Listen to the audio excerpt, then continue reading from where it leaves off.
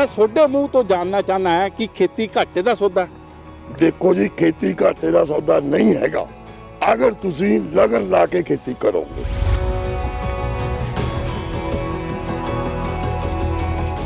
ਅਗਰ ਤੁਸੀਂ ਖੇਤੀ ਨੌਕਰਾਂ ਦੇ ਸਿਰ ਤੇ ਛੱਡੋਗੇ ਫਿਰ ਘਾਟਾ ਹੀ ਘਾਟਾ ਹੈ ਜੀ।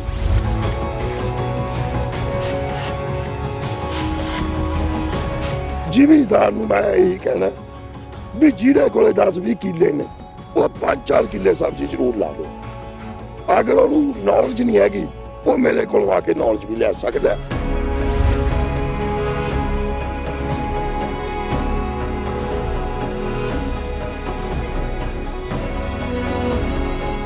ਜਿਹੜੇ ਪੁਰਾਣੇ ਬੁੜੇ ਤੇ ਇੰਨੇ ਪੜ੍ਹਦੇ ਨਹੀਂ ਤੇ ਖੇਤੀ ਕਰਦੇ ਸੀਗੇ ਜੀ।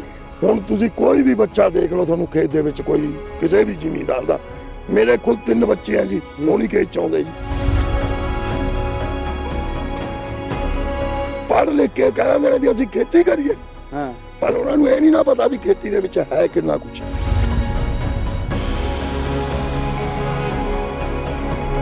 ਜੀਰੀ ਬੀਜ ਕੇ ਜੀ 6 ਮਹੀਨੇ ਅਸੀਂ ਵਿਹਲੀ ਰਹਿੰਦੇ ਤੇ, ਹਾਂਜੀ ਕਣਕ ਬੀਜ ਕੇ 5 ਮਹੀਨੇ ਅਸੀਂ ਉਦੋਂ ਵਿਹਲੀ ਰਹਿੰਦੇ। ਠੀਕ ਹੈ ਜੀ। ਜਿਹੜੀ ਸਬਜ਼ੀ ਆਉਂਦੀ ਆ ਸਾਨੂੰ ਰੋਜ਼ ਦੀ ਆਮਦਨ ਹੋਣ ਲੱਗ ਪਈ।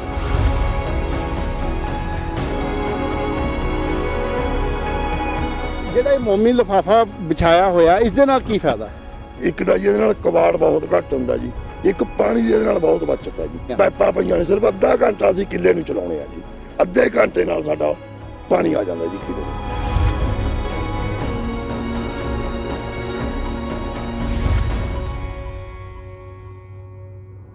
ਪੰਜਾਬ ਵਿੱਚੋਂ ਬਹੁਤ ਵੱਡੇ ਸਤਰ ਤੇ ਜਿਹੜੇ ਸਾਡੇ ਲੋਕ ਹੈਗੇ ਆ ਉਹ ਵਿਦੇਸ਼ ਜਾ ਰਹੇ ਨੇ, ਮਤਲਬ ਕਿ ਸਾਡੀ ਧਰਤੀ ਤੋਂ ਛੱਡ ਕੇ ਉਹ ਵਿਦੇਸ਼ 'ਚ ਜਾ ਕੇ ਕੰਮ ਕਰ ਰਹੇ ਨੇ, ਉੱਥੇ ਸੈਟਲ ਹੋ ਰਹੇ ਨੇ। ਪੰਜਾਬ ਦਾ ਕੋਈ ਅਜਿਹਾ ਘਰ ਨਹੀਂ ਜਿੱਥੋਂ ਕੋਈ ਨਾ ਕੋਈ ਇੱਕ ਵਿਅਕਤੀ ਵਿਦੇਸ਼ ਵਿੱਚ ਸੈਟਲ ਨਹੀਂ ਹੈ, ਔਰ ਵਿਦੇਸ਼ ਦੀ ਕੋਈ ਇਹੋ ਜਿਹੀ ਕੰਟਰੀ ਨਹੀਂ ਹੈ ਜਿੱਥੇ ਤੁਹਾਨੂੰ ਪੰਜਾਬੀ ਨਾ ਮਿਲੇ। ਔਰ ਇਸ ਦੇ ਪਿੱਛੇ ਕਿਹਾ ਜਾਂਦਾ ਹੈ ਕਿ ਪੰਜਾਬ ਵਿੱਚ ਕੰਮ ਨਹੀਂ ਹੈਗਾ, ਔਰ ਦੂਜੇ ਪਾਸੇ ਇਹ ਵੀ ਕਿਹਾ ਜਾਂਦਾ ਹੈ ਵੀ ਜਿਹੜਾ ਪੰਜਾਬ ਦਾ ਕਿਸਾਨ ਆ ਉਹ ਭੁੱਖਾ ਮਰ ਰਿਹਾ, ਉਹਨੂੰ ਜਿਹੜੀ ਮਤਲਬ ਕਿ ਫਸਲ ਦੀ ਪੂਰੀ ਜਿਹੜੀ ਆ ਕੀਮਤ ਨਹੀਂ ਮਿਲ ਰਹੀ, ਉਹਨੂੰ ਆਏ ਸਾਲ ਘਾਟਾ ਹੋ ਰਿਹਾ। ਪਰ ਅੱਜ ਅਸੀਂ ਤੁਹਾਨੂੰ ਅਜਿਹੇ ਵਿਅਕਤੀ ਨਾਲ ਮਿਲਾਉਣ ਜਾ ਰਹੇ ਹਾਂ ਜਿਹਦੇ ਕੋਲੇ ਆਪਣੀ ਜ਼ਮੀਨ ਨਹੀਂ ਹੈਗੀ, ਉਹ ਠੇਕੇ ਤੇ ਲੈ ਕੇ ਕੰਮ ਕਰ ਰਿਹਾ, ਠੇਕੇ ਤੇ ਜ਼ਮੀਨ ਲਿੱਤੀ ਹੋਈ ਆ, ਵੀ ਆਪਾਂ ਇਹ ਕਹਿ ਸਕਦੇ ਹਾਂ ਕਿਰਾਏ ਤੇ ਜ਼ਮੀਨ ਲਿੱਤੀ ਹੋਈ ਆ, ਉਹ ਕਿਰਾਇਆ ਵੀ ਦੇ ਰਿਹਾ। ਕਿਰਾਇਆ ਦੇਣ ਦੇ ਨਾਲ ਨਾਲ ਉਹ ਇੱਕ ਅੱਛਾ ਮੁਨਾਫਾ ਵੀ ਕਮਾ ਰਿਹਾ, ਔਰ ਇਹ ਮੁਨਾਫਾ ਖੇਤੀ 'ਚ ਜਿਹੜਾ ਕਿ ਅੱਜ ਦੀ ਡੇਟ 'ਚ ਇਹ ਕਿਹਾ ਜਾਂਦਾ ਘਾਟੇ ਦਾ ਸੌਦਾ। ਔਰ ਤੁਹਾਨੂੰ ਇਹ ਵੀ ਦੱਸ ਦਈਏ ਵੀ ਉਹਨੇ ਅਜਿਹੀਆਂ ਟੈਕਨੀਕਾਂ ਆਪਣੇ ਆਪ ਵਿਕਸਿਤ ਕੀਤੀਆਂ ਕਿ ਘੱਟ ਤੋਂ ਘੱਟ ਪਾਣੀ ਦੇਣਾ ਪਵੇ, ਘੱਟ ਤੋਂ ਘੱਟ ਕੈਮੀਕਲ ਯੂਜ਼ ਹੋਵੇ, ਘੱਟ ਤੋਂ ਘੱਟ ਸਪਰੇਆਂ ਕਰਨੀਆਂ ਪੈਣ, ਔਰ ਘੱਟ ਤੋਂ ਘੱਟ ਮਿਹਨਤ ਕਰਨੀ ਪਵੇ, ਪਰ ਉਸ ਦਾ ਜੋ ਰਿਜ਼ਲਟ ਹੈ ਉਹ ਵੱਧ ਤੋਂ ਵੱਧ ਆਵੇ, ਵਧੀਆ ਆਵੇ, ਅੱਛਾ ਆਵੇ।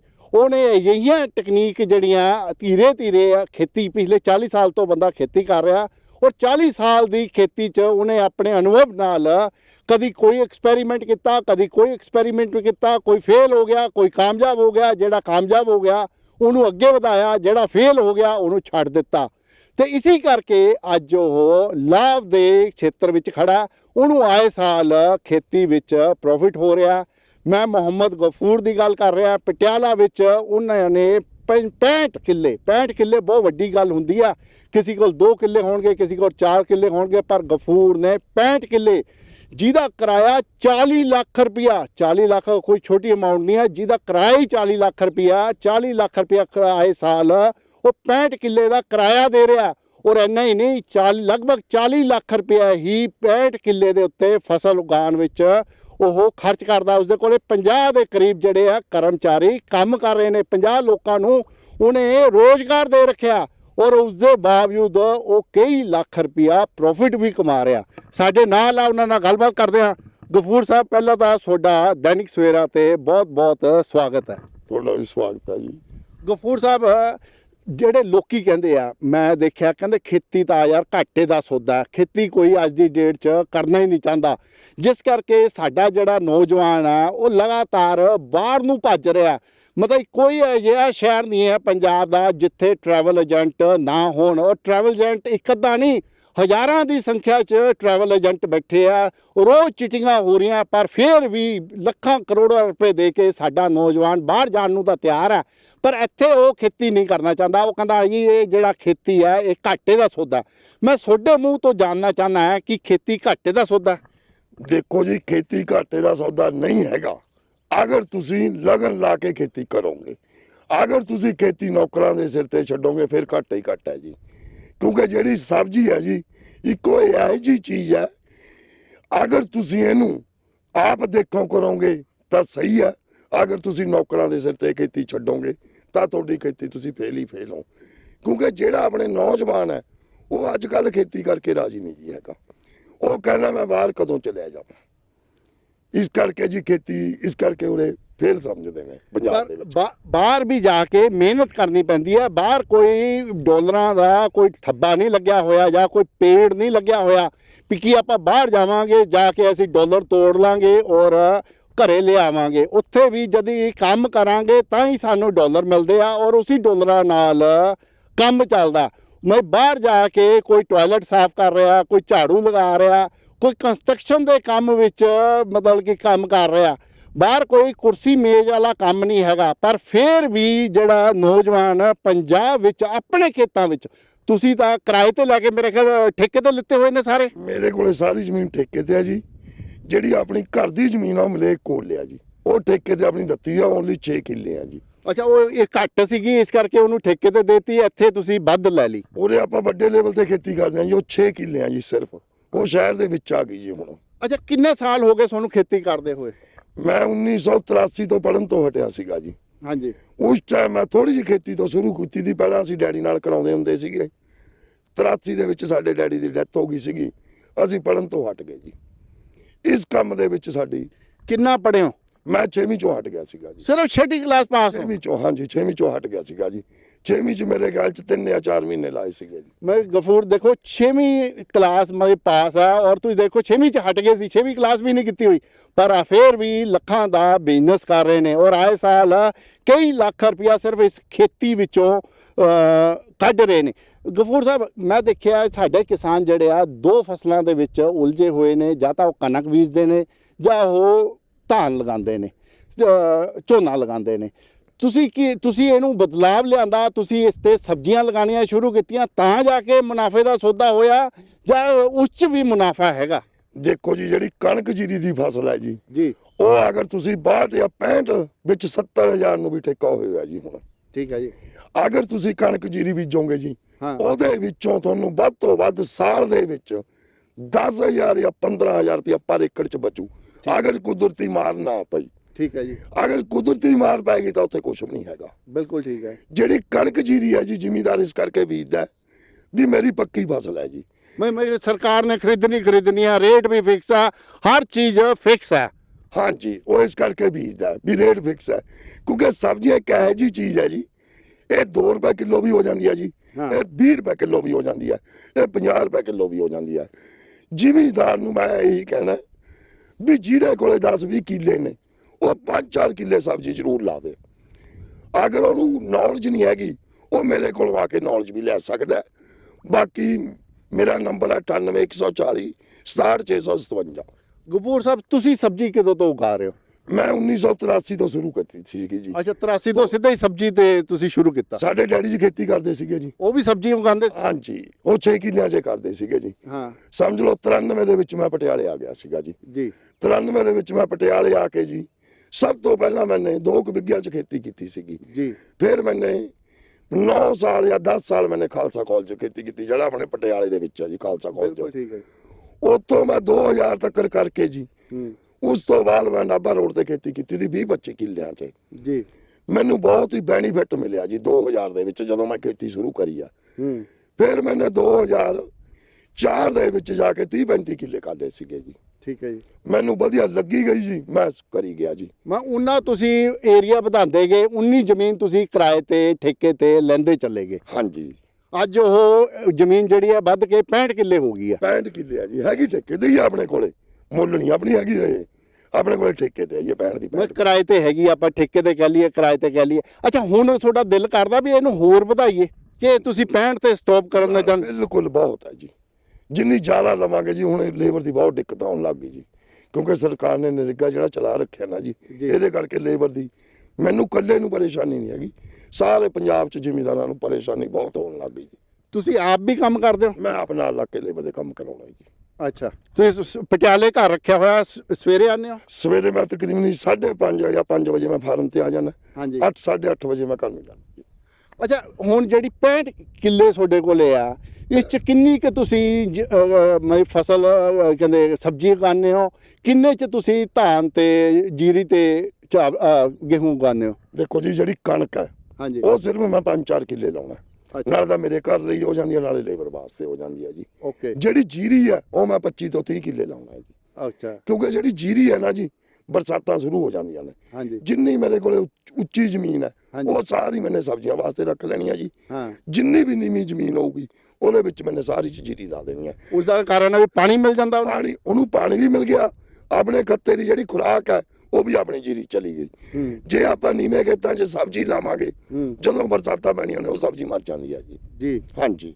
ਅੱਛਾ, ਸਬਜ਼ੀ 'ਚ ਵੀ ਕੋਈ ਸਪੈਸ਼ਲ ਤੁਸੀਂ ਸਬਜ਼ੀ ਉਗਾਉਂਦੇ ਹੋ ਜਾਂ ਕੋਈ ਵੀ ਸਬਜ਼ੀ ਜਿਹੜੀ ਆ ਤੁਸੀਂ ਉਗਾ ਲੈਂਦੇ ਹੋ?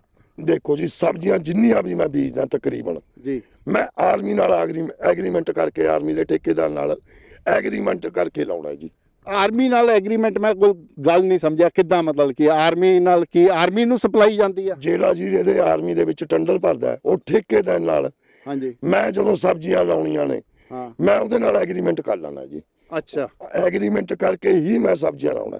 ਹੁਣ ਮੈਂ ਇੰਨੀ ਜ਼ਮੀਨ ਤੇ ਉਹ ਕਹਿੰਦੇ ਖੇਤੀ ਕਰ ਰਿਹਾ ਵੀ ਇਸ ਚੋਂ ਜਿਹੜੀ ਫਸਲ ਆਏਗੀ ਤੁਸੀਂ ਖਰੀਦੋਗੇ, ਉਹ ਰੇਟ ਵੀ ਪਹਿਲੇ ਤੈਅ ਹੋ ਜਾਂਦਾ? ਹਾਂ, ਉਹਦਾ ਰੇਟ ਪਹਿਲਾਂ ਤੈਅ ਹੋ ਜਾਂਦਾ ਜੀ।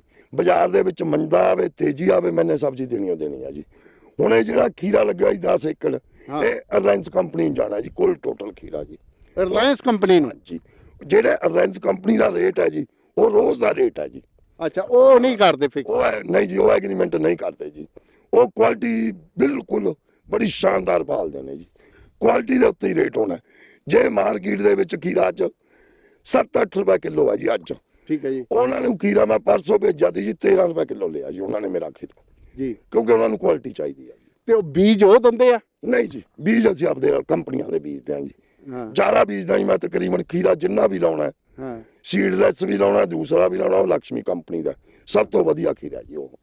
ਹਾਂਜੀ। ਤੇ ਅੱਛਾ, ਖੀਰੇ ਤੋਂ ਇਲਾਵਾ ਹੋਰ ਵੀ ਸਬਜ਼ੀਆਂ ਉਗਾਉਂਦੇ ਹੋ? ਜਿੱਦਾਂ ਤੁਸੀਂ, ਇਹ ਤਾਂ ਚਲੋ ਖੀਰਾ ਤਾਂ ਰਿਲਾਇੰਸ ਕੋਲੇ ਜਾ ਰਿਹਾ, ਤੇ ਜਿੱਦਾਂ ਤੁਸੀਂ ਆਰਮੀ ਲਈ, ਤੁਸੀਂ ਕਿਹਾ ਮੈਂ ਆਰਮੀ ਲਈ ਆ, ਆਰਮੀ ਲਈ ਕਿਹੜੀਆਂ ਸਬਜ਼ੀਆਂ ਬੀਜਦੇ ਹੋ? ਆਰਮੀ ਲਈ ਜੀ ਜ਼ਿਆਦਾ ਮੈਂ ਬੀਜਦਾ ਬੰਦ ਗੋਭੀ ਤੇ ਬੈਂਗਣ, ਅੱਛਾ ਜੀ, ਕਿਉਂਕਿ ਉਹਦਾ ਮੈਨੂੰ ਪਤਾ ਵੀ ਮੇਰੇ ਕਿੱਲੇ ਦੇ ਵਿੱਚੋਂ 400 ਜਾਂ 300 ਕੁਇੰਟਲ ਹੈ ਜੀ, ਠੀਕ ਹੈ ਜੀ, ਉਹਦਾ ਮੈਂ ਰੇਟ ਫਿਕਸ ਕਰਕੇ ਲਾਉਣਾ ਜੀ।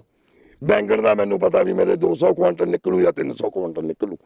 ਐਤਕੀ ਤਕਰੀਬਨ ਮੇਰੇ ਕੋਲ 12-13 ਕਿੱਲੇ ਸੀਗਾ, ਬੈਂਗਣ ਵੀ ਆਰਮੀ ਨੂੰ ਗਿਆ ਤੇ ਬੰਦ ਗੋਭੀ ਵੀ ਗਈ ਹੈ ਜੀ ਉਹਨਾਂ ਨੂੰ। ਤੇ ਕੀ ਰੇਟ ਰਿਹਾ ਬੈਂਗਣ ਦਾ ਤੇ ਬੰਦ ਗੋਭੀ ਦਾ? ਬੈਂਗਣ ਦਾ ਐਗਰੀਮੈਂਟ ਹੋਇਆ ਸੀਗਾ ਜੀ ਮੇਰਾ 7.5 ਰੁਪਏ ਕਿਲੋ ਦਾ, ਹਾਂਜੀ, ਤੇ ਬੰਦ ਗੋਭੀ ਹੋਈ ਸੀ 5 ਰੁਪਏ 70 ਪੈਸੇ ਕਿਲੋ ਜੀ। ਅੱਛਾ, ਹਾਂਜੀ। ਤਾਂ ਵੀ ਮਤਲਬ ਕਿ ਦੇਖੋ 5 ਰੁਪਏ 70 ਪੈਸੇ ਆਮ, ਮੈਂ ਵੀ ਸਬਜ਼ੀ ਖਰੀਦਦਾ, ਮਾਰਕੀਟ 'ਚ ਜਾਂਦਾ, ਇਸ ਟਾਈਮ ਜਿਹੜੀ ਬੰਦ ਗੋਭੀ ਆ 20 ਰੁਪਏ ਕਿਲੋ, ਔਰ ਜਿਹੜਾ ਬੈਂਗਣ ਹੈ ਆਮ ਕਸਟਮਰ ਨੂੰ 20 ਰੁਪਏ ਕਿਲੋ ਮਿਨੀਮਮ ਰੇਟ ਤੇ ਮਿਲ ਰਿਹਾ। ਕਈ ਵਾਰੀ 30 ਵੀ ਹੋ ਜਾਂਦਾ, 40 ਵੀ ਹੋ ਜਾਂਦਾ, ਪਰ 20 ਰੁਪਏ ਜਿਹੜਾ ਮਿਲ ਜਾਂਦੀ ਹੈ ਸਬਜ਼ੀ ਜਦੋਂ ਥੋੜੀ ਜਿਹੀ ਭਕਾਈ ਕਰਦੇ ਆ। ਪਰ ਖੇਤ ਵਿੱਚੋਂ 5 ਰੁਪਏ 70 ਪੈਸੇ ਜਿਹੜਾ ਉਹ ਇਹ ਵੇਚ ਰਹੇ ਨੇ। ਤੇ ਸਰ, ਸਾਡਾ ਨਾ ਨੌਜਵਾਨ ਬਹੁਤ ਵੱਡੀ ਸੰਖਿਆ 'ਚ ਜਾ ਰਿਹਾ, ਬਾਹਰ ਜਾ ਰਿਹਾ, ਉਹ ਕਿਉਂ? ਮਤਲਬ ਤੁਹਾਨੂੰ ਕੀ ਲੱਗਦਾ ਵੀ ਮਿਹਨਤ ਨਹੀਂ ਕਰਨਾ ਚਾਹੁੰਦਾ? ਕਿ ਜਦ ਕਿ ਬਾਹਰ ਜਾ ਕੇ ਵੀ ਮਿਹਨਤ ਹੈ, ਬਾਹਰ ਜਾ ਕੇ ਐਦਾਂ ਨਹੀਂ ਹੈ ਵੀ ਉੱਥੇ ਕੁਰਸੀ ਮੇਜ਼ ਬੈਠੇ ਆ ਜਾਂ ਉੱਥੇ ਪੇੜ ਦੇ ਉੱਤੇ ਡਾਲਰ ਲੱਗਿਆ ਤੋੜ ਲਓ, ਫਿਰ ਇਹ ਕਿਉਂ? ਤੁਹਾਨੂੰ ਕੀ ਲੱਗਦਾ? ਦੇਖੋ ਜੀ, ਮੈਨੂੰ ਇਹ ਲੱਗ ਰਿਹਾ ਕਿਉਂਕਿ ਪੜ੍ਹਾਈਆਂ ਲਿਖਾਈਆਂ ਬੱਚੇ ਕਰਕੇ ਜ਼ਿਆਦਾ ਜੀ, ਜਿਹੜੇ ਪੁਰਾਣੇ ਬੁੜੇ ਤੇ ਇੰਨੇ ਪੜ੍ਹਦੇ ਨਹੀਂ ਤੇ ਖੇਤੀ ਕਰਦੇ ਸੀਗੇ ਜੀ। ਜੀ, ਹੁਣ ਤੁਸੀਂ ਕੋਈ ਵੀ ਬੱਚਾ ਦੇਖ ਲਓ, ਤੁਹਾਨੂੰ ਖੇਤ ਦੇ ਵਿੱਚ ਕੋਈ ਕਿਸੇ ਵੀ ਜ਼ਿਮੀਂਦਾਰ ਦਾ, ਮੇਰੇ ਖੁਦ 3 ਬੱਚੇ ਆ ਜੀ, ਉਹ ਨਹੀਂ ਖੇਤ ਚ ਆਉਂਦੇ ਜੀ। ਅੱਛਾ ਜੀ, ਹਾਂਜੀ। ਮੈਂ ਕਿਸੇ ਦੇ ਬੱਚਿਆਂ ਨੂੰ ਕੀ ਕਵਾਂ? ਉਹ ਕਿਉਂਕਿ ਉਹ ਪੜ੍ਹ ਲਿਖ ਕੇ ਕਹਿੰਦੇ ਨੇ ਵੀ ਅਸੀਂ ਖੇਤੀ ਕਰੀਏ, ਹਾਂ, ਪਰ ਉਹਨਾਂ ਨੂੰ ਇਹ ਨਹੀਂ ਨਾ ਪਤਾ ਵੀ ਖੇਤੀ ਦੇ ਵਿੱਚ ਹੈ ਕਿੰਨਾ ਕੁਛ। ਹਾਂ, ਅਗਰ ਕਰਾਂਗੇ ਹੁਣ ਜਿਵੇਂ ਬਾਹਰ ਜਾਂਦੇ ਨੇ ਜੀ, ਬਾਹਰ ਜਾ ਕੇ ਕਿਉਂ ਵਿਹਲੀ ਬੈਠਦੇ ਨੇ ਜੀ? ਕੰਮ ਤਾਂ ਉੱਤੇ ਵੀ ਹੈਗਾ ਨਾ ਜੀ, ਕੰਮ ਹੈਗਾ। ਹਾਂਜੀ। ਉੱਥੇ ਮੇਰੇ ਖਿਆਲ 'ਚ 16 ਜਾਂ 18 ਘੰਟੇ ਕਰਦੇ ਨੇ। ਹਾਂ ਅਗਰ ਉਰੇ ਉਹ 8 ਘੰਟੇ ਵੀ ਕੰਮ ਕਰਨਗੇ ਤਾਂ ਬੱਲੇ ਬੱਲੇ ਆ ਜੀ। ਨਹੀਂ, ਉੱਥੇ ਨਾਲ ਸਾਨੂੰ ਦੂਜੇ ਦੇ ਅੰਡਰ ਕੰਮ ਕਰਨਾ ਪਏਗਾ, ਦੂਜੇ ਦੀ ਜ਼ਮੀਨ ਤੇ ਕੰਮ ਕਰਨਾ ਪਏਗਾ, ਦੂਜੇ ਦੀ ਫੈਕਟਰੀ ਕੰਮ ਕਰਨਾ ਪਏਗਾ, ਦੂਜੇ ਦੇ ਆਫਿਸ ਕੰਮ ਕਰਨਾ ਪਏਗਾ, ਦੂਜੇ ਦੀ ਦੁਕਾਨ ਤੇ ਕੰਮ ਕਰਨਾ ਪਏਗਾ। ਇੱਥੇ ਤਾਂ ਆਪਣੇ ਘਰ ਕੰਮ ਕਰਨਾ, ਆਪਣੇ ਬਾਪੂ ਨਾਲ ਕੰਮ ਕਰਨਾ, ਆਪਣੇ ਭਰਾ ਨਾਲ ਕੰਮ ਕਰਨਾ, ਆਪਣੇ ਚਾਚੇ ਨਾਲ ਕੰਮ ਕਰਨਾ, ਆਪਣੇ ਤਾਏ ਨਾਲ ਕੰਮ ਕਰਨਾ। ਇੱਥੇ ਤਾਂ ਘਰੇ ਕੰਮ ਕਰਨਾ। ਉੱਥੇ ਪਤਾ ਕੀ ਹੈ ਜੀ ਚੱਕਰ, ਮੇਨ ਜਿਹੜੀ ਗੱਲ ਹੈ ਜੀ ਉੱਥੇ ਕਿਸੇ ਨੂੰ ਕੀ ਪਤਾ ਵੀ ਇਹ ਕੀ ਕੰਮ ਕਰਦਾ। ਉਰੇ ਪਤਾ ਲੱਗ ਜੂਵੇ ਤਾਂ ਖੇਤੀ 'ਚ ਜਾ ਵੜਿਆ, ਲੇਕਿਨ ਜਿਹੜੀ ਖੇਤੀ ਆ ਉਹ ਘਾਟੇ ਦਾ ਸੌਦਾ ਨਹੀਂ ਹੈਗਾ ਅਗਰ ਕਰਨਾ ਚਾਹਣ ਜੀ। ਹੁਣ ਜ਼ਿਮੀਦਾਰ ਫਸਲਾਂ ਲਾਊਗਾ ਜੀ, ਸਾਲ ਲਾਊਗਾ 2 ਸਾਲ ਲਾਊਗਾ, ਕਹੂਗਾ ਜੀ ਮੈਨੂੰ ਤਾਂ ਘਾਟਾ ਪੈ ਗਿਆ, ਮੈਂ ਇਸ ਕਿੰਨੀ ਕਦੇ ਮੂੰਹ ਨਹੀਂ ਕਰਨਾ। ਬਸ ਇਹ ਚੱਕਰ ਹੈ ਜੀ। ਉਹ ਚੱਲੇ ਜੀ। ਹੁਣ ਮੇਰੇ ਕੋਲੇ ਉਹ ਜਿਹੜੇ ਜ਼ਿਮੀਦਾਰ ਆਏ ਤੇ ਸਰਹੰਦ ਤੋਂ ਸੀਗੇ ਜੀ, ਉਹ ਤਕਰੀਬਨ 2 ਸਾਲ ਤੋਂ ਖੇਤੀ ਕਰਨ ਲੱਗੇ ਨੇ ਆਪਣੀ। ਹਾਂਜੀ, ਪਹਿਲੇ ਉਹ ਠੇਕੇ ਤੇ ਦਿੰਦੇ ਸੀ ਜੀ? ਨਹੀਂ, ਪਹਿਲਾਂ ਉਹ ਕਣਕ ਜੀਰੀ ਬੀਜਦੇ ਤੇ। ਅੱਛਾ, ਹੁਣ ਉਹ ਸਬਜ਼ੀਆਂ ਦਾ ਕੰਮ ਕਰਨ ਲੱਗੇ ਨੇ। ਅੱਜ ਵੀ ਸੋਨੂੰ ਦੇਖ ਕੇ, ਮੈਨੂੰ ਦੇਖ ਕੇ ਜੀ ਮੇਰੇ ਕੋਲੋਂ ਸਾਰਾ ਕੁਝ ਲੈ ਕੇ ਜਾਂਦੇ ਨੇ, ਅੱਛਾ, ਬੀਜ ਵੀ, ਮਲਚਿੰਗ ਵੀ, ਬਾਕੀ ਮੇਰੇ ਕੋਲੋਂ ਆ ਕੇ ਸਲਾਹ ਵੀ ਲੈਂਦੇ ਨੇ। ਫੋਨ ਦੇ ਉੱਤੇ ਮੇਰੇ ਨਾਲ ਗੱਲ ਕਰ ਲੈਂਦੇ ਨੇ ਵੀ ਆਪਣੇ ਇਹ ਬਿਮਾਰੀ ਆ ਗਈ, ਆਪਾਂ ਕਿਹੜੀ ਸਪਰੇਅ ਕਰੀਏ ਜੀ। ਹੁਣ ਉਹਨਾਂ ਨੇ ਖੀਰਾ ਤਕਰੀਬਨ 3 ਕਿੱਲੇ ਚੱਲ ਰਿਹਾ ਜੀ, ਬਹੁਤ ਸੋਹਣੇ ਪੈਸੇ ਵੱਟ ਰਿਹਾ ਜੀ। ਅੱਜ ਵੀ ਮੈਨੂੰ ਦੱਸ ਕੇ ਗਿਆ ਵੀ ਮੇਰਾ ਖੀਰਾ 70 ਰੁਪਏ ਕਿਲੋ ਵਿਕਿਆ, ਲੇਕਿਨ ਉਹਦੀ ਕੁਆਲਿਟੀ ਹਜੇ ਉਹ ਚੀਜ਼ ਬਣੀ ਨਹੀਂ ਜਿਹੜੀ ਆਪਾਂ ਬਣਾਉਣੀ ਆ। ਉਹ ਮੇਰੇ ਵਾਲਾ ਖੀਰਾ ਉੱਪਰ ਚੜਿਆ, ਦੇਖ ਕੇ ਕਹਿੰਦਾ ਅਗਰ ਮੈਂ ਵੀ ਚੜਾਉਂਦਾ, ਮੈਂ ਕਿਹਾ ਤੈਨੂੰ ਹਜੇ ਨੌਲੇਜ ਹੌਲੀ ਹੌਲੀ ਆਊਗੀ, ਅਗਲੇ ਸਾਲ ਤੈਨੂੰ ਇਹ ਖੀਰਾ ਚੜਵਾਵਾਂਗੇ। ਇਹ 8ਵੇਂ ਮਹੀਨੇ 'ਚ ਮੈਂ ਖੀਰਾ ਲਾਉਣਾ, ਉਹ ਵੀ ਚੜਵਾਵਾਂਗੇ ਤੈਨੂੰ ਖੀਰਾ। ਉਹ ਕਹਿੰਦਾ ਠੀਕ ਹੈ ਜੀ, ਆਪਾਂ ਲਾਵਾਂਗੇ। ਅੱਛਾ, ਜਿੱਦਾਂ ਉਹ ਸਰਹੰਦ ਵਾਲੇ, ਮੈਂ ਸੋਨੂੰ ਕਾਪੀ ਕਰ ਰਹੇ ਨੇ, ਸਰਹੰਦ ਦਾ ਕਿਸਾਨ ਉਹਨੇ ਆਪਣੀ ਖੇਤੀ ਸੋਨੂੰ ਦੇਖਦੇ ਹੋਏ ਚੇਂਜ ਕਰ ਦਿੱਤੀ। ਹਾਂਜੀ, ਉਹਨੇ ਮਤਲਬ ਕਿ ਜਿਹੜਾ ਰਿਵਾਇਤੀ ਫਸਲਾਂ ਸੀ ਉਸ ਤੋਂ, ਜਿੱਦਾਂ ਹਾਲਾਂਕਿ ਸਰਕਾਰ ਬੜਾ ਜ਼ੋਰ ਲਗਾ ਰਹੀ ਹੈ ਕਿਸਾਨਾਂ ਨੂੰ ਵੀ ਆਪਣੀ ਰਿਵਾਇਤੀ ਫਸਲਾਂ ਜਿਹੜੀਆਂ ਉਹਨੂੰ ਛੱਡੋ, ਤੁਸੀਂ ਰਿਵਾਇਤੀ ਫਸਲਾਂ ਤੋਂ ਬਾਅਦ ਤੁਸੀਂ ਜਿਹੜੀਆਂ ਕੈਸ਼ ਪੇਮੈਂਟ ਵਾਲੀਆਂ ਫਸਲਾਂ ਉਹਨਾਂ ਵੱਲ ਜਾਓ। ਕੀ ਉਹ ਸਰਹੰਦ ਵਾਲਾ ਕਿਸਾਨ ਸਿਰਫ ਇੱਕੋ ਆਂਦਾ ਜਾਂ ਹੋਰ ਵੀ ਤੁਹਾਡੇ ਕੋਲ ਬਹੁਤ ਕਿਸਾਨ ਆਉਂਦੇ ਆ ਸਲਾਹਾਂ ਲੈਣ ਲਈ, ਤੁਹਾਡੀ ਫਸਲ ਦੇਖਣ ਲਈ, ਸੋਤੋਂ ਬੀਜ ਖਰੀਦਣ ਲਈ, ਜਾਂ ਤੁਹਾਡੇ? ਮੇਰੇ ਕੋਲੇ ਜੀ ਤਕਰੀਬਨ ਪੰਜਾਬ ਦੇ ਵਿੱਚ ਜੀ ਜਿੰਨੇ ਵੀ ਜ਼ਿਮੀਦਾਰ ਸਬਜ਼ੀ ਦਾ ਕੰਮ ਕਰਦੇ ਨੇ, ਹਾਂਜੀ, 5 ਜਾਂ 4% ਮੇਰੇ ਕੋਲੇ ਆਉਂਦੇ ਨੇ ਜੀ। ਹਰਿਆਣੇ ਤੋਂ ਵੀ ਆਉਂਦੇ ਨੇ ਤੇ ਆਪਣੇ ਚੰਡੀਗੜ੍ਹੋਂ ਵੀ ਆਉਂਦੇ ਨੇ ਤੇ ਹਿਮਾਚਲ ਚੋਂ ਵੀ ਆਉਂਦੇ ਨੇ ਜੀ, 2-4 ਜ਼ਿਮੀਦਾਰ ਜੀ, ਵੀ ਦੇਖਣ ਮੇਰੀ ਖੇਤੀ ਵੀ ਕਿਵੇਂ ਕਰਦਾ ਹੈ, ਕਿਵੇਂ ਅਸੀਂ ਕਰੀਏ। ਮੈਂ ਤੋਂ ਸਲਾਹ ਵੀ ਲੈ ਕੇ ਜਾਂਦੇ ਨੇ, ਮੈਂ ਬੀਜ ਵੀ ਉਹਨੂੰ ਵਧੀਆ ਕੰਪਨੀਆਂ ਦੇ ਦੱਸਦਾ ਜੀ। ਤਕਰੀਬਨ ਜੇ ਮੇਰੇ ਕੋਲ ਬੀਜ ਹੁੰਦਾ ਮੈਂ ਦੇ ਵੀ ਦਿੰਦਾ ਵੀ ਤੁਸੀਂ ਇਹ ਬੀਜ ਲਾ ਕੇ ਦੇਖੋ ਜੀ, ਬਾਕੀ ਤੁਹਾਨੂੰ ਆਪੇ ਪਤਾ ਲੱਗੂਗਾ ਜੀ। ਹੌਲੀ ਹੌਲੀ ਤੁਸੀਂ ਕਰੋ ਸ਼ੁਰੂ। ਅੱਛਾ, ਜਿੰਨੇ ਕੁ ਲੋਕ ਤੁਹਾਡੇ ਕੋਲ ਆਏ ਆ, ਜਿੱਦਾਂ ਤੁਸੀਂ ਕਿਹਾ ਵੀ 4-5 ਸਟੇਟਾਂ ਤੋਂ ਤੁਹਾਡੇ ਕੋਲ ਕਿਸਾਨ ਆ ਰਿਹਾ, ਜ਼ਿਮੀਦਾਰ ਆ ਰਿਹਾ, ਤੁਹਾਡੀ ਸਲਾਹਾਂ ਵੀ ਲੈ ਕੇ ਜਾਂਦੇ ਆ, ਬੀਜ ਵੀ ਲੈ ਕੇ ਜਾਂਦੇ ਆ, ਤੁਹਾਡੇ ਖੇਤ ਵੀ ਦੇਖ ਕੇ ਜਾਂਦੇ ਆ, ਉਹਨਾਂ ਨੇ ਜਦੋਂ ਚੇਂਜ ਕੀਤਾ ਉਹ ਕੀ ਕਹਿੰਦੇ ਆ ਹੁਣ ਆ ਕੇ ਵੀ ਜਦੋਂ ਅਸੀਂ ਚੇਂਜ ਕੀਤਾ ਕਿ ਅਸੀਂ ਫਾਇਦੇ 'ਚ ਰਹੇ, ਨੁਕਸਾਨ 'ਚ ਰਹੇ, ਉਹ ਕੀ ਕਹਿੰਦੇ ਆ ਤੁਹਾਨੂੰ? ਉਹ ਇਹ ਗੱਲ ਕਹਿੰਦੇ ਨੇ ਵੀ ਅਸੀਂ ਜੀਰੀ ਬੀਜ ਕੇ ਜੀ 6 ਮਹੀਨੇ ਅਸੀਂ ਵਿਹਲੀ ਰਹਿੰਦੇ ਤੇ, ਹਾਂਜੀ, ਕਣਕ ਬੀਜ ਕੇ 5 ਮਹੀਨੇ ਅਸੀਂ ਉਦੋਂ ਵਿਹਲੀ ਰਹਿਣੇ ਆ। ਠੀਕ ਹੈ ਜੀ। ਜਿਹੜੀ ਸਬਜ਼ੀ ਆਉਂਦੀ ਆ ਸਾਨੂੰ ਰੋਜ਼ ਦੀ ਆਮਦਨ ਹੋਣ ਲੱਗ ਗਈ ਜੀ, ਕਿਉਂਕਿ ਜਿਹੜੀ ਸਬਜ਼ੀ ਦੀ ਆਮਦਨ ਹੈ ਜੀ ਇਹ ਡੇਲੀ ਦੀ ਆਮਦਨ ਹੈ ਜੀ। ਹਾਂਜੀ, ਮੈਂ ਉਹ ਫਾਇਦੇ 'ਚ, ਪ੍ਰੋਫਿਟ 'ਚ? ਬਿਲਕੁਲ ਜੀ, ਬਿਲਕੁਲ ਜੀ। ਮੈਂ ਅੱਗੇ ਨਾਲੋਂ ਖੁਸ਼ ਨੇ? ਬਿਲਕੁਲ ਖੁਸ਼ ਨੇ। ਤੇ ਇਸ ਦਾ ਮਤਲਬ ਜਿਹੜੇ ਬੰਦੇ ਤੁਹਾਡੇ ਕੋਲ ਆਏ ਆ ਉਹ ਖੁਸ਼ ਆ, ਤਾਂ ਪੰਜਾਬ ਦੇ ਬਾਕੀ ਕਿਸਾਨ ਜਾਂ ਹਰਿਆਣਾ ਦੇ ਬਾਕੀ ਕਿਸਾਨ, ਹਿਮਾਚਲ ਦੇ ਬਾਕੀ ਕਿਸਾਨ ਵੀ ਖੁਸ਼ ਹੋ ਸਕਦੇ ਨੇ ਜਦ ਉਹ ਆਪਣੀ ਰਿਵਾਇਤੀ ਫਸਲਾਂ ਚੇਂਜ ਕਰਨ, ਤੁਹਾਡੇ ਵਾਂਗੂ ਜਾਂ ਜਿਹੜੇ ਤੁਹਾਡੇ ਤੋਂ ਸਲਾਹਾਂ ਲੈ ਕੇ ਕਿਸਾਨਾਂ ਨੇ ਆਪਣੀ ਰਿਵਾਇਤੀ ਫਸਲਾਂ ਚੇਂਜ ਕੀਤੀਆਂ, ਉਹ ਵੀ ਅਗਰ ਚੇਂਜ ਕਰਨਗੇ ਤਾਂ ਉਹ ਵੀ ਚੇਂਜ ਹੋ ਜਾਏਗਾ, ਉਹਨਾਂ ਨੂੰ ਵੀ ਕੈਸ਼ ਪੇਮੈਂਟ ਮਿਲਣ ਲੱਗ ਜਾਏਗੀ, ਉਹ ਵੀ ਖੁਸ਼ ਹੋ ਜਾਣਗੇ, ਔਰ ਕਿਸਾਨ ਦੀ ਜਿਹੜੀ ਦਰਿਦਰਤਾ, ਗਰੀਬੀ ਆ ਉਹ ਦੂਰ ਹੋ ਸਕਦੀ ਹੈ। ਬਿਲਕੁਲ ਹੋ ਸਕਦੀ ਹੈ ਜੀ। ਜਿਹੜਾ ਆਪਣੇ ਇੰਡੀਆ ਹੈ ਨਾ ਜੀ, ਮੈਂ ਬਾਹਰਲੇ ਮੁਲਕ ਕਈ ਦੇਖਿਆ ਆ ਜੀ। ਤੁਸੀਂ ਬਾਹਰ ਵੀ ਜਾਏ? ਹਾਂਜੀ, ਮੈਂ ਬਾਹਰ ਜਾ ਕੇ ਦੇਖ ਕੇ ਆਉਣਾ ਜੀ ਉਹ ਖੇਤੀ ਕਰਦੇ ਕਿਵੇਂ ਨੇ ਜੀ, ਉਹ ਕਰਾ ਕੇ ਮੇਰੀਆਂ ਤਕਨੀਕਾਂ ਕੀਤੀਆਂ ਨੇ ਜੀ। ਕਿੰਨੇ ਵਾਰੀ ਤੁਸੀਂ? ਇੱਕ ਵਾਰੀ ਬਾਹਰ ਗਏ? ਮੈਂ 3 ਵਾਰ ਜਾ ਕੇ ਆਇਆ ਜੀ ਬਾਹਰ। 3 ਵਾਰੀ ਬਾਹਰ ਜਾਏ ਫੌਰਨ? ਹਾਂਜੀ, ਇਹ ਇੱਕ ਵੱਡੀ ਗੱਲ ਹੈ ਬਈ। ਦੇਖੋ, ਠੇਕੇ ਤੇ ਜ਼ਮੀਨ ਲੈ ਕੇ ਕਿਸਾਨ ਜਦੋਂ ਪ੍ਰੋਫਿਟ ਵੀ ਕਮਾ ਰਿਹਾ ਔਰ ਕਈ ਕੰਟਰੀਆਂ ਘੁੰਮ ਵੀ ਆਏ, ਇੱਕ ਵੱਡੀ ਗੱਲ ਹੈ। ਚੱਕਰ ਪਤਾ ਕੀ ਹੈ ਜੀ, ਜਿਹੜੀਆਂ ਉੱਥੇ ਉਹ ਸਬਜ਼ੀਆਂ ਕਰਦੇ ਨੇ, ਆਪਾਂ ਉਹਨਾਂ ਨਾਲੋਂ ਤਕਰੀਬਨ 200 ਸਾਲ ਪਿੱਛੇ ਆ ਜੀ। ਅੱਛਾ ਜੀ। ਹਾਂਜੀ, ਕਿਉਂ? ਉੱਥੇ ਸਰਕਾਰਾਂ ਦਾ ਬੜਾ ਸਾਥ ਹੈ ਜੀ, ਆਪਣੇ ਸਰਕਾਰਾਂ ਦਾ ਸਾਥ ਨਹੀਂ ਹੈਗਾ ਜ਼ਿਮੀਦਾਰ ਨੂੰ, ਮੇਨ ਸਬਜ਼ੀ ਵਾਲੇ ਨੂੰ। ਜ਼ਿਮੀਦਾਰਾਂ ਨੂੰ ਤਾਂ ਇੰਨੀ ਤਾਂ ਸਰਕਾਰ ਸਬਸਿਡੀਆਂ ਦੇ ਰਹੀ ਆ। ਦੇਖੋ ਜੀ, ਜਿਹੜੇ ਚੰਗੇ ਤਗੜੇ ਜ਼ਿਮੀਦਾਰ ਨੇ ਉਹ ਲੈ ਜਾਂਦੇ ਨੇ ਜੀ, ਸਾਡੇ ਵਰਗੇ ਜਿਹੜੇ ਮਾੜੇ ਰਹਿ ਜਾਂਦੇ ਨੇ, ਮੇਰੇ ਕੋਲ ਤਾਂ ਠੇਕੇ ਤੇ ਇਹਨੂੰ ਕੀ ਦੇਣੀ ਆ ਸਬਸਿਡੀ, ਉਹ ਸਾਡੇ ਵਰਗੇ ਰਹਿ ਜਾਂਦੇ ਨੇ ਜੀ। ਅੱਛਾ, ਉਹ ਤੁਹਾਡੇ ਜ਼ਮੀਨ ਤੁਹਾਡੇ ਨਾਂ ਨਹੀਂ ਹੈ ਨਾ, ਇਸ ਕਰਕੇ ਰਹਿ ਜਾਂਦੀ ਹੋਣੀ ਆ ਸਭ। ਹਾਂਜੀ ਹਾਂ, ਦੇਖੋ ਮੈਨੂੰ ਮਾਜਵਾ ਮਿਲਣਾ ਸੀਗਾ ਐਤਕੀ, ਮੇਰਾ ਬਰਸਾਤਾਂ ਪਈਆਂ ਨੇ, ਮੇਰਾ ਬਹੁਤ ਵੱਡੇ ਲੈਵਲ ਤੇ ਨੁਕਸਾਨ ਹੋਇਆ। ਪਟਵਾਰੀ ਵੀ ਆ ਕੇ ਗਏ ਨੇ ਤੇ ਸਰਕਾਰੀ ਮਹਿਕਮੇ ਵਾਲੇ ਅਫਸਰ ਵੀ ਆ ਕੇ ਗਏ ਨੇ। ਮੇਰੀ ਪਟਵਾਰੀ ਨਾਲ ਹਫ਼ਤੇ ਬਾਅਦ ਗੱਲ ਹੁੰਦੀ ਹੈ, ਹਜੇ ਸਰਕਾਰ ਨੇ ਪੈਸਾ ਨਹੀਂ ਜੀ ਦਿੱਤਾ। ਸਰਕਾਰ ਨੇ ਹੁਣ ਦੇਖੋ ਤੁਸੀਂ ਮੋਬਾਈਲ ਦੇ ਵਿੱਚ ਮੋਬਾਈਲ ਖੋਲ ਲਓ, ਭਗਵੰਤ ਮਾਨ ਨੇ ਇੰਨੇ ਪਿੰਡਾਂ ਨੂੰ ਇੰਨਾ ਰੁਪਈਆ ਦਿੱਤਾ, ਇੰਨਾ ਰੁਪਈਆ ਦਿੱਤਾ, ਤਾਂ ਸਾਡੇ ਕੋਲੇ ਆਇਆ ਨਹੀਂ, ਅਸੀਂ ਕਿਵੇਂ ਕਹਿ ਦਈਏ ਸਾਨੂੰ ਰੁਪਈਆ ਮਿਲਿਆ। ਅੱਛਾ, ਸਰਕਾਰ ਚੇਂਜ ਹੋਈ ਹੈ ਇਸ ਸਮੇਂ, ਆਮ ਆਦਮੀ ਪਾਰਟੀ ਦੀ ਸਰਕਾਰ ਹੈ ਔਰ ਪੰਜਾਬ ਵਿੱਚ ਪਹਿਲੀ ਵਾਰ ਸਰਕਾਰ ਬਣੀ ਹੈ। ਭਗਵੰਤ ਮਾਨ ਜੀ ਨਵੇਂ ਸੀਐਮ ਬਣੇ ਆ, ਸਾਲ ਹੋ ਗਿਆ ਇਸ ਸਰਕਾਰ ਨੂੰ ਚੱਲਦੇ ਹੋਏ। ਤੁਸੀਂ ਪੁਰਾਣੀ ਸਰਕਾਰਾਂ ਵੀ ਦੇਖੀਆਂ, ਤੁਸੀਂ ਅਕਾਲੀ ਦਲ ਦੀ ਬੀਜੇਪੀ ਦੀ ਸਰਕਾਰ ਵੀ ਦੇਖੀ ਆ, ਤੁਸੀਂ ਕਾਂਗਰਸ ਦੀ ਵੀ ਸਰਕਾਰ ਦੇਖੀ ਆ, ਤੁਹਾਨੂੰ ਲੱਗਦਾ ਕੁਝ ਚੇਂਜ ਆਇਆ ਹੋਵੇ ਇਸ ਸਰਕਾਰ ਵਿੱਚ?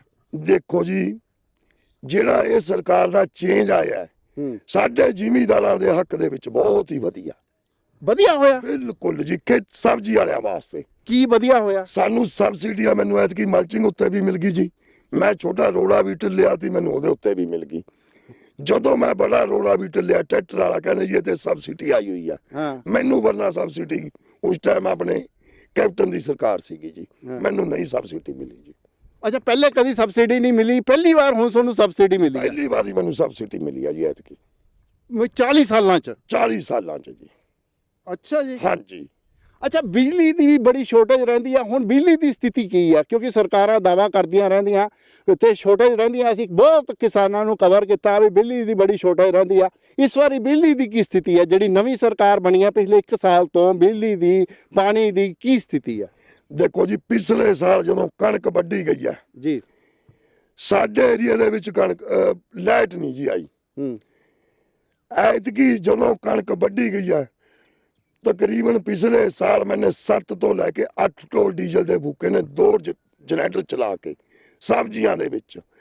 ਐਤਕੀ ਜਿੱਦਾਂ ਦੀ ਕਣਕ ਵੱਢੀ ਗਈ ਆ, ਮੈਨੇ ਵੱਧ ਤੋਂ ਵੱਧ ਜਨਰੇਟਰ ਦੇ ਵਿੱਚ 20 ਲੀਟਰ ਤੇਲ ਫੂਕਿਆ ਹੋਊਗਾ ਜੀ, ਕਿਤੇ 1400 ਲੀਟਰ, ਕਿਤੇ 20 ਲੀਟਰ ਜੀ। ਹੁਣ ਤੁਸੀਂ ਹਿਸਾਬ ਲਾਓ ਵੀ ਸਰਕਾਰ ਚੰਗੀ ਹੈ ਕਿ ਮਾੜੀ ਆ। ਇਹ ਤਾਂ ਬਹੁਤ ਵੱਡੀ ਗੱਲ ਆ। ਮਤਲਬ ਤੁਸੀਂ ਦੇਖੋ ਵੀ ਕਿਸਾਨ ਨੂੰ ਕਿੰਨਾ ਫਾਇਦਾ, ਵੀ ਜਦੋਂ ਬਿਜਲੀ ਨਹੀਂ ਦਿੰਦੇ ਸੀ ਤਾਂ ਕਿਸਾਨ ਦੇ ਉੱਤੇ ਕਿੰਨਾ ਬੋਝ ਸੀਗਾ, ਕਿੰਨੀ ਵੱਡੀ ਸੰਖਿਆ ਵਿੱਚ ਜਾਂ ਕਿੰਨੀ ਵੱਡੇ ਲੀਟਰ ਵਿੱਚ ਜਿਹੜਾ ਡੀਜ਼ਲ ਫੂਕਣਾ ਪੈਂਦਾ ਸੀ। ਉਹ ਡੀਜ਼ਲ ਫੂਕਣ ਨਾਲ ਸਿਰਫ ਪੈਸੇ ਦੀ ਵੇਸਟੇਜ ਨਹੀਂ ਆ, ਬਲਕਿ ਪੋਲੂਸ਼ਨ ਵੀ ਜਿਹੜਾ ਹੈ ਉਹ ਨਿਕਲ ਰਿਹਾ ਸੀਗਾ, ਏਅਰ ਵੀ ਜਿਹੜੀ ਆ ਪੋਲੂਟਿਡ ਹੋ ਰਹੀ ਸੀਗੀ, ਔਰ ਕਿਸਾਨ ਦੇ ਉੱਤੇ ਕਿੰਨਾ ਬੋਝ ਪੈ ਰਿਹਾ ਸੀ।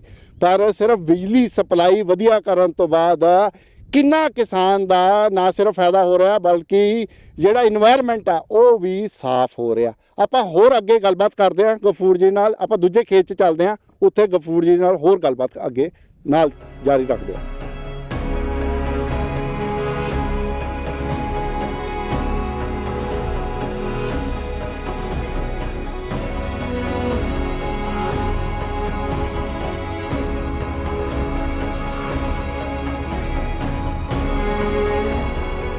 मोहम्मद गफूर साहब के साथ आप दूजे खेत 'ਚ आए हैं। ये ਜਿਹੜਾ ਖੇਤ ਹੈਗਾ ਇਸ 'ਚ ਮਤਲਬ ਕਿ ਆਪਾਂ ਗਫੂਰ ਸਾਹਿਬ ਨਾਲ ਗੱਲਬਾਤ ਕਰਕੇ ਜਾਣਦੇ ਹਾਂ ਵੀ ਇਹ ਕੀ ਬੀਜਿਆ ਹੋਇਆ ਔਰ ਇਸ ਟੈਕਨੀਕ ਨੂੰ ਕੀ ਕਹਿੰਦੇ ਆ, ਇਸ ਟੈਕਨੀਕ ਦਾ ਫਾਇਦਾ ਕੀ ਆ। ਸਰ, ਇਸ ਟਾਈਮ ਇਹ ਕੀ ਬੀਜਿਆ ਹੋਇਆ? ਇਹ ਖੀਰਾ ਬੀਜਿਆ ਹੋਇਆ ਜੀ ਆਪਣਾ। ਆਹ ਦੇਖੋ, ਇਹ ਸੂਤਲੀ ਪਾਈ ਹੋਈ ਆ ਜੀ। ਸੂਤਲੀ ਇਹ ਦੇਖੋ, ਇਹ ਆਇਆ ਲਪੇਟ ਕੇ ਇਹਦੇ ਉੱਤੇ ਆ ਜਾਣਾ ਜੀ, ਉੱਤੇ ਆ ਕੇ ਇੱਧਰ ਆ ਜਾਣਾ। ਆਹ ਤੋੜਨ ਵਾਸਤੇ ਜਗ੍ਹਾ ਰੱਖੀ ਆ, ਇਹਦੀ ਉੱਤੇ ਚੜਨ ਨਾਲ ਕੁਆਲਿਟੀ ਬਹੁਤ ਵਧੀਆ ਹੋ ਜਾਊਗੀ ਜੀ। ਅੱਛਾ, ਹਾਂਜੀ, ਇਹ ਕੁਆਲਿਟੀ ਦਾ ਮੁੱਲ ਪੈਣਾ ਜੀ। ਇਹਨੂੰ ਤੋੜਨ 'ਚ ਵੀ ਆਸਾਨੀ ਹੁੰਦੀ ਹੈ? ਇਹ ਤੋੜਨ 'ਚ ਆਸਾਨੀ ਵੀ ਹੈ, ਕੁਆਲਿਟੀ ਦਾ ਵੀ ਬਹੁਤ ਫਰਕ ਹੈ ਜੀ। ਅੱਛਾ, ਜਿਹੜਾ ਇਹ ਮੋਮੀ ਲਿਫਾਫਾ ਵਿਛਾਇਆ ਹੋਇਆ, ਇਸ ਦੇ ਨਾਲ ਕੀ ਫਾਇਦਾ? ਇੱਕ ਤਾਂ ਜੀ ਇਹਦੇ ਨਾਲ ਕਬਾੜ ਬਹੁਤ ਘੱਟ ਹੁੰਦਾ ਜੀ, ਇੱਕ ਪਾਣੀ ਦੀ ਇਹਦੇ ਨਾਲ ਬਹੁਤ ਬਚਤ ਹੈ ਜੀ। ਉਹ ਕਿੱਦਾਂ? ਇਹ ਮਲਚਿੰਗ ਹੈ ਜੀ, ਜਿਹੜੀ ਥੱਲੇ ਗਿੱਲ ਰੱਖਦੀ ਹੈ ਜੀ। ਅੱਛਾ ਜੀ। ਹਾਂਜੀ, ਪਾਣੀ ਦਾ ਇਹਦੇ ਵਿੱਚ ਬਹੁਤ ਬੈਨੀਫਿਟ। ਮਤਲਬ ਕਿ ਗਰਮੀ ਪੈ ਰਹੀ ਆ, ਉਹ ਸੁੱਕਦਾ ਨਹੀਂ, ਪਾਣੀ ਉੱਡਦਾ ਨਹੀਂ ਆ, ਉਹ ਨੀਚੇ ਹੀ ਰਹਿ ਜਾਂਦਾ। ਉਹ ਨੀਚੇ ਦੇ ਰਹਿ ਜਾਂਦਾ ਜੀ। ਆਹ ਦੇਖੋ, ਡ੍ਰਿਪ ਸਿਸਟਮ ਪਾਇਆ ਹੋਇਆ ਜੀ।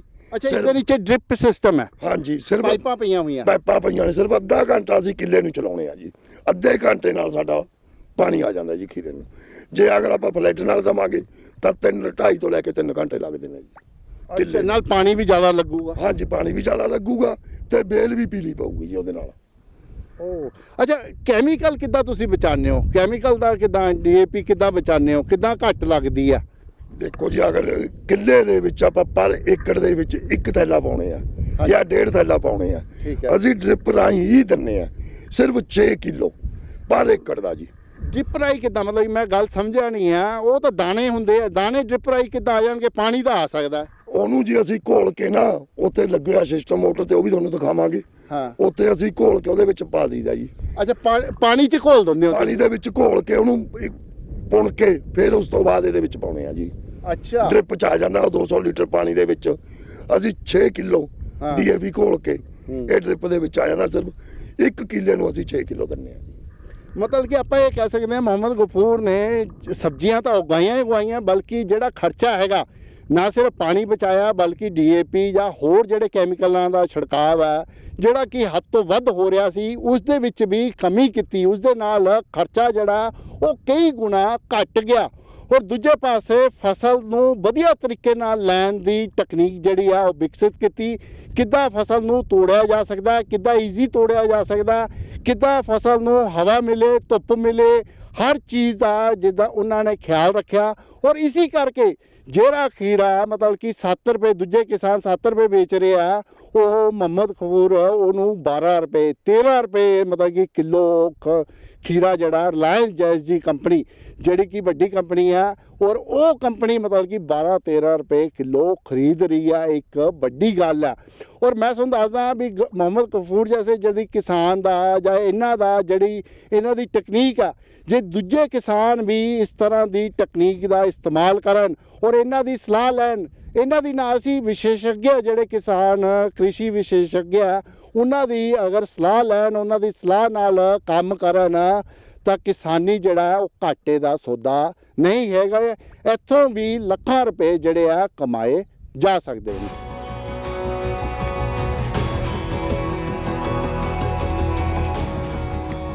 ਦਿਨੇਸ਼ ਗੋਇਲ, ਕੈਮਰਾਮੈਨ ਸੁਮਿਤ ਦੇ ਨਾਲ, ਦੈਨਿਕ ਸਵੇਰਾ ਟੀਵੀ ਲਈ ਪਟਿਆਲਾ ਤੋਂ।